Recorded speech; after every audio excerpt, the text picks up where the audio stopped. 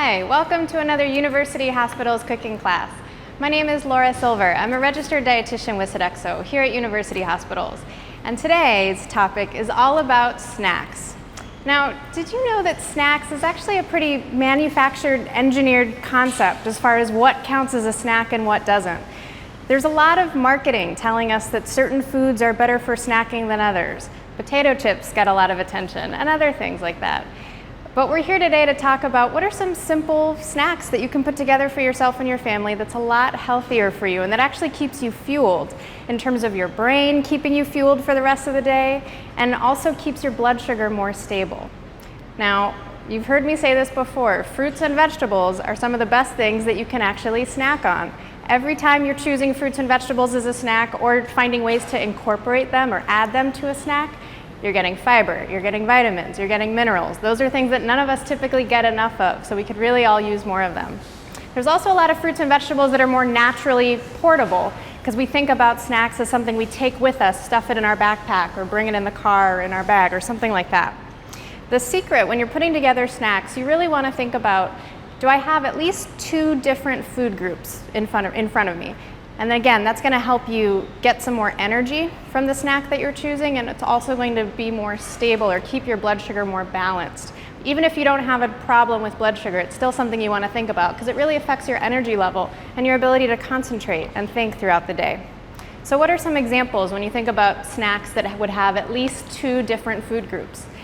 Maybe a protein food like a hard-boiled egg, or some kind of dairy like string cheese or some blocks of cheese, or yogurt is another thing that could count as a protein food in a snack example. So a lot of people will put together maybe fruit with some yogurt, or maybe again fruit or vegetables with that hard-boiled egg or with that string cheese. Those are some more portable examples. Another snack idea that can work really nicely is to find some vegetables that you enjoy and that feel easy to snack on. A lot of people will choose grape tomatoes or baby carrots or celery or cucumber or snap peas. There's a lot of choices. And then pairing that with some kind of dip. So it could be a dip that's based with yogurt, where the base is yogurt, or it could be a dip that's using beans, something like a garbanzo bean hummus a lot of people think about. Or even your favorite lower fat salad dressing, you can use that as a dip with vegetables. And suddenly you've got a snack in front of you. That's actually a really good choice for your blood sugar. So that last example about using vegetables with dip, no surprise, we're choosing that and really highlighting that with today's recipe. So Chef Tony is going to show you how to make some baked fries. We're using simple potatoes and we're going to use some techniques to really make them crispy, but in a heart-healthy way. And so when I say that, I really mean you're cutting down on that cooking oil. Anytime you can cut down on the amount of cooking oil you're using, that means you're going to walk away with a snack that's lower in calories, and that's what we're going to do today. Also, the kinds of potatoes that we're using for these baked heart-healthy fries. Today we're really featuring sweet potatoes, but you can, as Chef Tony will describe, you can use a bunch of different kinds of potatoes for a recipe like this. A lot of people will ask, what's the difference between a sweet potato and a russet potato or a white potato and all of that? There are some differences, but it's not huge. So sweet potatoes are going to be a little higher in fiber. They're also a really good source of vitamin A, which is something that does a lot of good things for our body. It helps our eyes, it nourishes our skin, it actually plays a role in the immune system. So sweet potatoes are a little higher in fiber and they're a really strong source of vitamin A. But aside from that, they've got a lot of the same benefits as other potatoes. The one other thing about sweet potatoes is remember that rich color that you see in sweet potatoes. When you see colorful aspects of food, that translates to nutrition. So the more bright colors that you have on your plate, the more antioxidants you're going to have in those foods. And that really signals some chemicals that are naturally occurring in our food that really help our immune system, that lower our risk of chronic diseases, things like that. So while sweet potatoes are a good choice to incorporate and have around some of the time in your diet, if all you have around is russet potatoes or some other kind of potatoes, you can still do this recipe and it's still a really good choice. Potatoes are a good source of fiber. They do get known as a starchy vegetable, and so if you're someone who especially needs to be careful with their blood sugar, or if your doctor or dietitian has talked to you about carbohydrate counting and keeping the serving of carbohydrates at a meal to a certain amount, you do want to keep that in mind, and we'll talk about serving size later with this. But again, potatoes sometimes, white potatoes especially, sometimes get a bad rap, and that doesn't have to be the case. It's a really good choice. It all depends what you put with it. So today we're putting with it some healthier, made-at-home condiments. And again, when you make it at home, you're gonna have less added oil. You're gonna usually have less added salt and less added sugar. All of those things are making it healthier. Today, Chef Tony's gonna show you how to make a mango ketchup dip. So we're sneaking in some fruit there with the mango. And then we're also gonna make a yogurt dip, a sweetened yogurt dip with some honey. And remember, if you're using something like Greek yogurt, which he'll show you today, you're getting a good source of protein, a good source of calcium from that dairy yogurt. So it's a good choice. And you can pair these condiments. Think about what else you might wanna use these condiments with in terms of other snack ideas and other meal ideas. Remember, everything we got today for these classes came from Dave's. We're actually filming in the teaching kitchen and community room that's inside the Dave's Market in the Midtown neighborhood of Cleveland. And we're all about putting together recipes that are family friendly and affordable and really highlight ingredients that you can find at any grocery store, including Dave's. So are you ready? Let's get started. Hi, my name's Anthony Verona. I'm the Culinary Director for University Hospital's Health System with Sodexo, and welcome to our Healthy Baked Fry demo today. I know healthy baked fries sounds, like it's an easy thing. Well, there's a lot of different techniques that we're going to show you today to help you make not only a healthy baked fry, but a crispy baked fry. I think that everybody likes deep fried French fries because they're crispy, they got a soft interior. Well, you're going to accomplish the same thing. I'm going to show you how to accomplish the same thing today, but with healthy bacon and just a little bit of oil just to help crisp it up just a little bit. So what are you going to learn today? Well, you're going to learn how to make a healthy baked fry. I made some ahead of time. Crispy exterior, soft interior. We're going to do sweet potatoes as well as an Idaho white potato. You're also going to learn how to use the oven properly and proper roasting techniques. We're not going to pile it on a pan and have it piled high. We're going to separate them and have them all nice, lined up like soldiers. We're also going to show you how to develop that crispy texture, not only from how we're going to roast it, but how we're going to soak them. We're going to show you that here in a minute. How to properly place them on the tray. It's important, like I mentioned before. We're not going to pile them up. We're going to line them up nice and neat so there's a lot of air circulation around them. We're also going to show you, talk to you about, and I think that Laura did, about the nutritional facts between sweet potatoes, the colorful sweet potato as well as the potato, and I think she mentioned there's not a huge amount of difference in the two.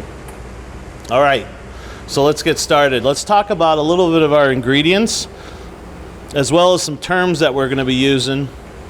We're going to use some basic ingredients today that you can get anywhere. We're actually going to make a couple dipping sauces. One is a yogurt-based dipping sauce, got a little bit of sweetness for the sweet potato to try to lend the sweetness of the sweet potato, and then we're going to have a mango ketchup. So we're going to use ketchup, but we're going to incorporate a bunch of different stuff in it just to give it a little kick. We're going to talk about caramelization. So how do we caramelize? How do we get that nice roasty golden brown exterior? And I'm going to use that word caramelization. Oxidation, I want to show you here right now. Oxidation is when air gets to a potato, and this is a great example of what it looks like. It's pretty nasty. So it gets oxidized, it turns black, it turns brown, it's not very appetizing. So let's talk about some techniques that we are going to use to how we get a crispy exterior. So one thing we did, and I have the potatoes here, and they're not soaking now. So what I did is I added a teaspoon of baking soda as well as a tablespoon of salt to about a gallon of water. And then I soaked the potatoes, both potatoes. Now what happens there is that the baking soda leaches out the starch in the potato. And when that starch sits on the outside of the potato, when you roast it, it caramelizes, it gets a lot crispier. So it's going to be, you're going to have a lot more crispier potato by soaking in a little bit of baking soda than you would if you just roasted it completely. Now, the potatoes and the French fries you get at McDonald's and the fast food restaurants, I'm sure there's some potato in there, I think, but most of the part, there's a lot of other stuff so they get that crispy texture and exterior. If you're expecting to get a McDonald's French fry out of this, I wouldn't expect that, but it is going to be delicious and it's going to be a lot healthier. I'm sure McDonald's, no bash on McDonald's, but I'm sure the fast food restaurants don't want you to see the ingredients, but there's a ton of stuff in there. And they do taste good, but it might not be stuff we want to eat. So in this potato, guess what? It's just potato. I don't know what else is in potato but potato. So a little bit of baking soda, which is nothing, a little bit of salt, and a little bit of extra virgin olive oil, and that's it. We're also going to I talked about oxidation, but I want to go back to this oxidation. You ever cut a avocado, for example? When you cut an avocado, man, after a minute, 2 minutes, it's just as unappetizing as anything. Potatoes do that. A lot of other ingredients will oxidize. Not so much on a sweet potato because there's not a ton of starch in there, but with a potato, it definitely does that. So let's talk about how we're going to season these up a little. Now I like my potatoes got a little bit of extra flavor, so just not salt and pepper and a little bit of olive oil. Today we're going to add a little bit of rosemary. So let's talk about the recipes that we're going to produce today. So one thing is the rosemary roasted potato, which we have here. Rosemary, salt, pepper, extra virgin olive oil, very simple. And the other is the sweet potato fry. It's got a little bit of extra virgin olive oil, a little bit of cinnamon, and a little bit of salt and pepper, and that's it. And we're going to show you how to make those here. We're also going to make a yogurt dipping sauce for the sweet potatoes. So I have low-fat Greek yogurt. We're going to have a little bit of vanilla, a little bit of cinnamon, and we're going to mix that up, and it's going to be delicious on there. We're also going to make a mango ketchup, a little bit of ketchup, some onions, and some mango pieces. So what I want to first start doing is get this mango ketchup going, because that's going to take a minute. So I'm going to get a pan going here. We talked about the ingredients. I'm going to add just a smidgen of oil. I'm going to multitask here. So as that's heating up, because anytime you saute, I want that oil to come up to a little bit of a shimmer. You want to make sure that you get to a little bit. Right now that oil is just sitting in there. Nothing's really happening. When you put that oil in and it gets hot, you'll notice it'll be more fluid and it'll go around the pan a lot easier. So as that's heating up, I'm going to start with my little bit, maybe a tablespoon of extra virgin olive oil, some fresh rosemary. I already have this out. Some granulated onion and granulated garlic. I'm a big fan of that stuff. Some black pepper, freshly ground, and just a smidgen of salt. And we're going to toss these around, get them coated in that olive oil, maybe just a tad bit more olive oil. All right, and we're going to do the same thing to our sweet potatoes. Got to have a little bit of fat because that's going to coat the potato and add a nice crispiness to it. If you didn't do that, it would be very dry and very unpleasant. A little bit of salt, just a tad of cinnamon. I'm going to toss those just like I did before. You could do this right on the pan itself, on this little half sheet pan that we're going to show you here. So that oil's getting there, just another couple seconds. Actually, I'm going to add my onions to it right now. And that's what you want to hear. You want to hear that sizzle. Here's my pan. Now this is important here. See, what I'm going to do is I'm going to take these potatoes and I'm going to line them up. And you see, I know it's a little, I don't know what you want to call it, but I think they turn out a lot better, and then we're just going to dump these on a pan. It's important, too, that the cut side is down, and that's going to add a lot of exterior caramelization like we talked about before. So I put that, I guess every side's a cut side, but I'm trying to put the flatter side down, okay? So I'm going to throw these in a 425-degree oven. I like to put them on the bottom rack. The bottom rack is important because that's where a lot of the bottom heat comes from, and we're just not going to throw them in there and leave them in there. We're going to watch them, we're going to turn them, we're going to give them a little bit of love, make sure that we spend some time on it. Now with the sweet potatoes, I don't like to put the cut side down, I like to put the skin side down, and that's another key point is I left the skin on. The skin is definitely edible and it's delicious, adds a lot of fiber, and it just tastes good. I'm going to add the skin down. So if I added the sweet potato flesh down, what's going to happen is it's going to stick. I don't care how much oil I got on there. You'd have to add a ton of oil and it's going to stick because there are sugars inside the sweet potato, natural sugars. And again, those are going to caramelize, and they could caramelize a little too much. So what I did is I put the skin side down, so now they're like little boats. What's going to happen is that air is going to circulate around there, and it's going to get nice and crispy. I'm going to do the same thing. I'll put that in a 425-degree oven on the bottom rack. I'd say it's the second to bottom, not the very bottom rack, okay? So here's our mango ketchup we got going. I want to soften these onions just a little bit. And basically what we're making is like a barbecue sauce, but we're adding a little bit of mango to it just to give it a little bit of depth of flavor. So my onions are nice and soft. Here's my ingredients. What I like to do is add my vinegar right now. Pre-measured out, add my vinegar. You can see it's nice and sizzling. When I add the vinegar, I want it to, whatever amount of vinegar I add to the pan, I want to reduce it by half. And that's just going to intensify that little punchiness. I'm going to add a little bit of molasses. This is going to give it a lot of deep flavor. Molasses is basically a sugar that has been processed and caramelized. I'm going to add my mango pieces. And again, mango, that's not fresh mango, that's frozen mango. You can buy frozen mango anywhere. Again, today we're at Dave's in Midtown, and I bought everything here today, from the ketchup to the molasses and everything. So these ingredients are very readily available.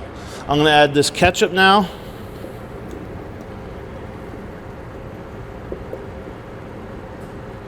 I don't like to waste anything. I know a recipe doesn't call for water, but there's always a lot of ketchup left in here, so I'm going to add that just a little bit. Just get all that ketchup out. And we're going to stir this up, and this doesn't take long. So we got a little bit of sweetness in there. Now mind you, ketchup already has a little bit of sugar, some sort of sugar. It's got a little bit of vinegar, but we're just adding this a little bit more, just like you were making a barbecue sauce. So I call it tomato ketchup, but you could call it mango ketchup, but you could call it mango barbecue sauce if you like. So we're going to bring that to a simmer, and all we want to do is simmer that just for a couple minutes, just to bring those ingredients together, and then we're going to buzz it up in the blender. Now this is the this is the yogurt. Again, low-fat Greek yogurt. Add a little bit of vanilla, just a smidgen.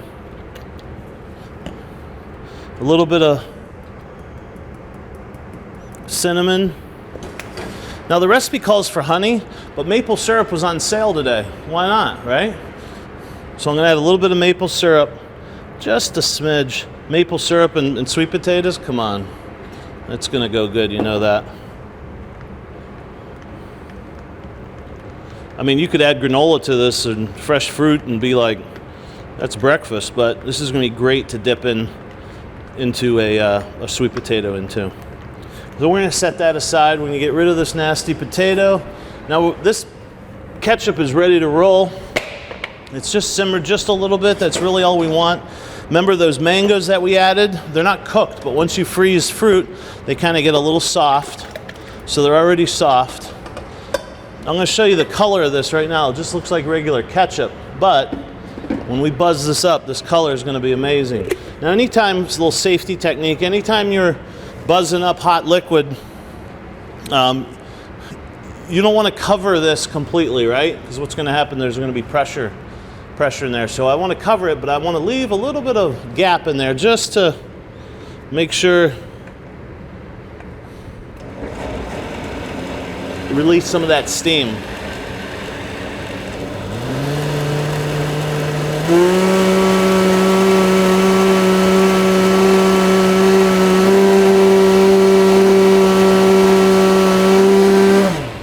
And that's it. Now look at this color. It's beautiful. Orange redness. I'm going to add this back to my pot.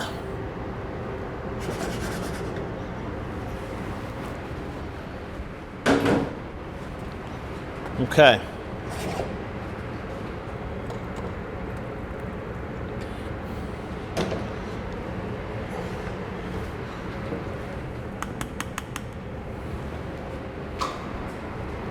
So here we go. So here's our sweet potatoes with our yogurt dipping sauce, and then our regular potato, Idaho potatoes, rosemary, with our mango ketchup. So let me try one right here. Really crispy one.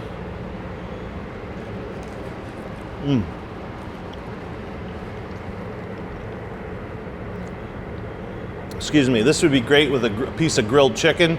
Just a couple weeks ago, we did a demonstration with a lemon garlic and rosemary chicken breast. This would go great with that. It would even go great with fish. It would go great with any type of burger, a veggie burger or a turkey burger, whatever kind of burger you want. This ketchup can be stored 7-10 days in your refrigerator, no problem.